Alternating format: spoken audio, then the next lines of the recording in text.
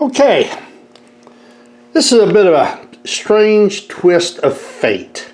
This is a 5-rail track that I made a number of years ago for both standard gauge and O gauge.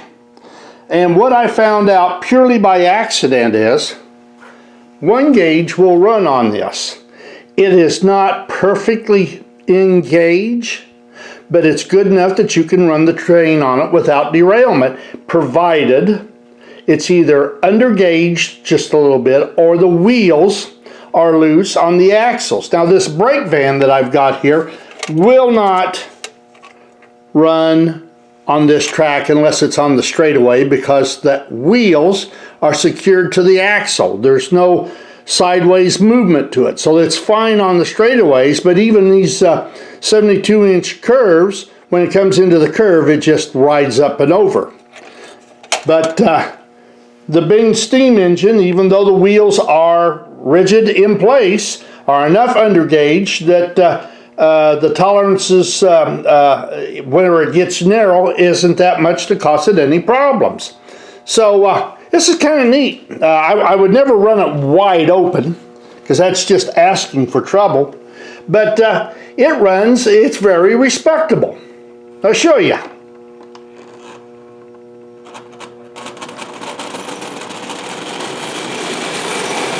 This is a mix of Bing and Markland.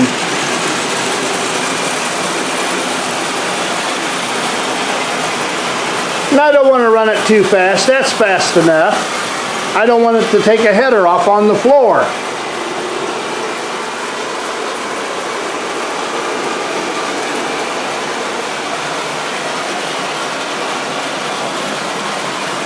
But I think you have to admit, if you're willing to take a little bit of time, it's rather versatile, because I can run O gauge, I can run standard, and I can run 1 gauge. Now I have taken and constructed my own 1 gauge track, and I've converted standard gauge for that. Just pry up the tabs and move the rails in. Set them on the tabs and it's absolutely perfect. But this is a little bit more versatile. I don't know that everything, well, I know not everything is going to run on it. It just won't work that way. But it works pretty good. Now this is my standard gauge conversion track. And all I've done is, you see these tabs, that's what holds it down. I bend the tabs up and I set the rail on the inner tab. That makes it 1 gauge. Really works good. No problem with it. And then I'm coming along with the with my power unit that I'm making. I've got it all wired up now, checking it out.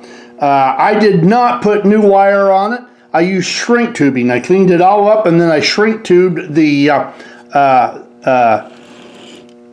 tube on, well, the shrink tubing, slid it over the wire, heated it, and it contracted and made it really nice.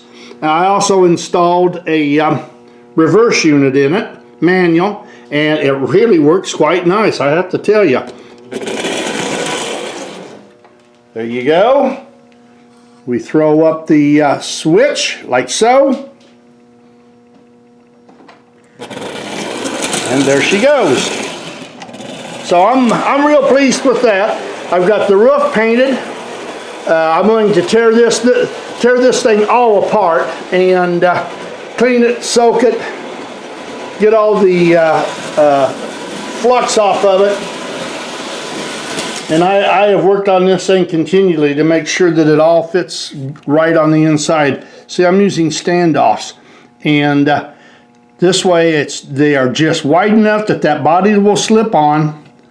I can put the bolts in on the outside. I'll buff them just a little bit because the body's going to be black, and this will be kind of a chrome effect. I don't have much nickel on it, so that won't look too bad.